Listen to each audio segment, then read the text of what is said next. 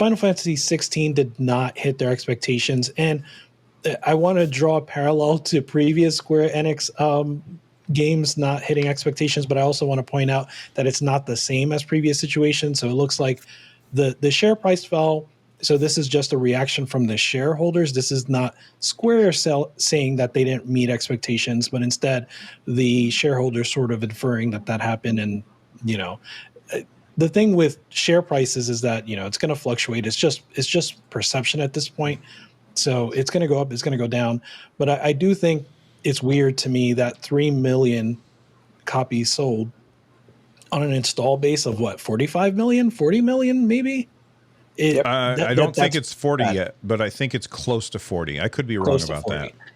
Yeah, that's insane. That's almost 10%, right? Like attach rate on an RPG, right? So I know it's Devil May Cry now, but it's still an RPG. It's still Final Fantasy, which is popular, but that's almost 10% attach rate. That seems great to me. So it seems insane that this would cause a stock price drop. I don't know what the shareholders were necessarily expecting. So yeah. The expectations is in quote in the show notes for a reason, because it didn't meet. So I guess the expectations were a range, right? And it's in the range, right, but it didn't reach the top of the range. And so they were like, well, that's it. This is garbage. And then the CEO, I think, of Square came out and he was like, it's because the PlayStation 5 there's not enough PlayStation 5s out in the wild, which is a ridiculous thing. Like you just said, it's almost a 10% attach rate. It's crazy for them to say, well, it's blame it on PlayStation. Yes, if they also sold it on Xbox, it would have sold more.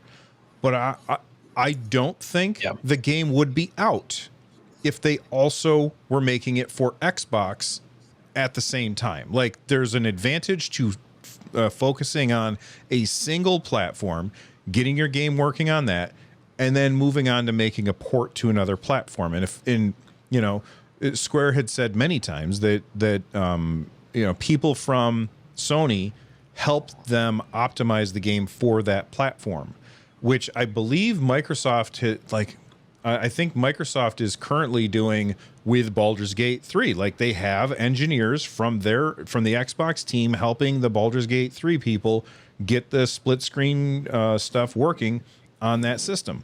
Awesome. But again, you look at Xbox fanboys looking at this story and they're saying, see, it's because it wasn't on our system. Okay, maybe, but it's also because of other reasons. This is a very different Final Fantasy game, and a lot of people were probably like, it's not for me. And that's fine. But 3 million copies in however many days since launch, I think that's pretty good. Carrie, go. So for me, I think the share price fell. Just if I was a shareholder, I would have sold a long time ago, just because I don't have confidence in whoever's running the ship of Square Enix at the moment, just because they're making absolutely bat crazy ideas.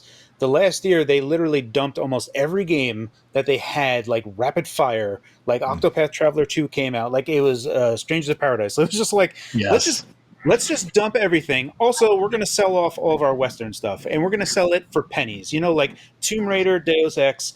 Just here, take it all for 300 million. Oh, you resold just Tomb Raider for 600 million to Amazon? Good job, guys. Like, what in the world are they doing over there? Why are they just like? It almost seems like whoever's running it.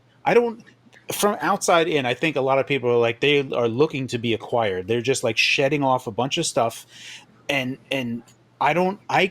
for me, it doesn't look great. And Final Fantasy 16 is probably the cherry on top from all of this, right? Because Final Fantasy is their premier title. This is the game, along with Dragon Quest, that would stop Japan. Like Japan's productivity would stop that entire week because this game launched, and that's not happening. So when you're faced with this, I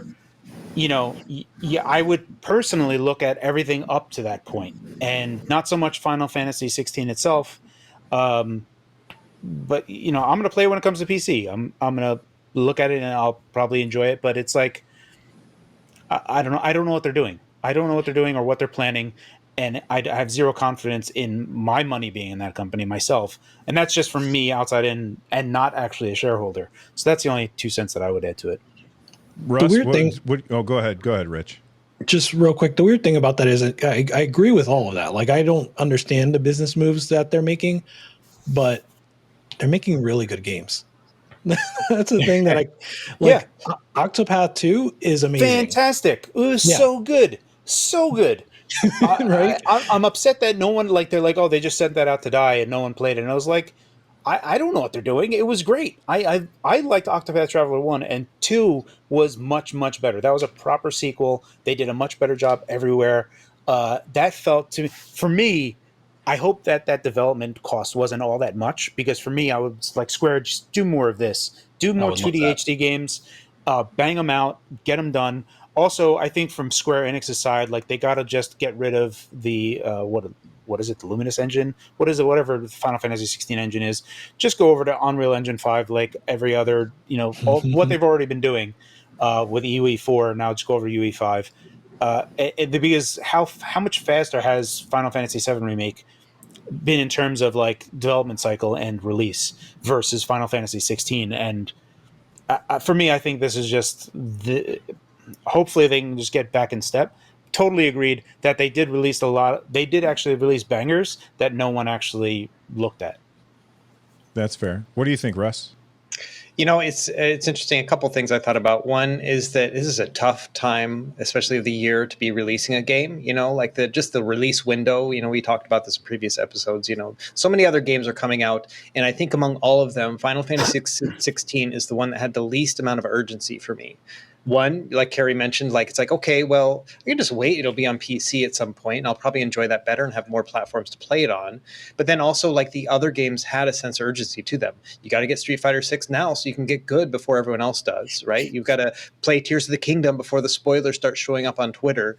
I didn't have any of that urgency when it came to Final Fantasy 16 at all. You know what I mean? It's like, I'll wait 3 years to play that game. It'll be waiting for me when I'm ready, and it'll be $20 by then, And so I don't know. I think it's just a hard time right now for the Final Fantasy 16 series, because they're also shooting themselves in the foot, because when they reiterate with every single new number, whether it's a new story, new characters, all that kind of stuff, I care less and less about it. Like, I want to see Vivi again from Final Fantasy 9. I want to hang out with that dude and Zidane and stuff, And so I can see why Final Fantasy 7 has a bit more of a draw for me, just in the sense that I kind of revisit something that's from my childhood. Final Fantasy 16, to me, like, I played through that preview or the demo, and it was just like a bad version of Game of Thrones is what it felt like when I was playing it. And I love the Devil May Cry kind of part to it too as well. That's pretty funny. But yeah, and so that's my take on it. Is just that, yes, I can see where it maybe didn't hit their expectations in terms of sales, but there are so many factors involved, and you just have to think about the human factor, especially for us with, as gamers. There's just so many options out there, and it didn't make my list. I never bought it. So. Yeah, I mean, we had earlier this year, we had an episode of the podcast where we talked about this year as one of the best years for gaming ever, because there's so many absolutely fantastic games coming out. Like, that crowds out a lot of these other games. And when you look at a game like Final Fantasy 16, it's a big time commitment. I mean, last week we were talking to Kyle, and Kyle beat Final Fantasy 16. I think he 100%ed it, because that dude's crazy.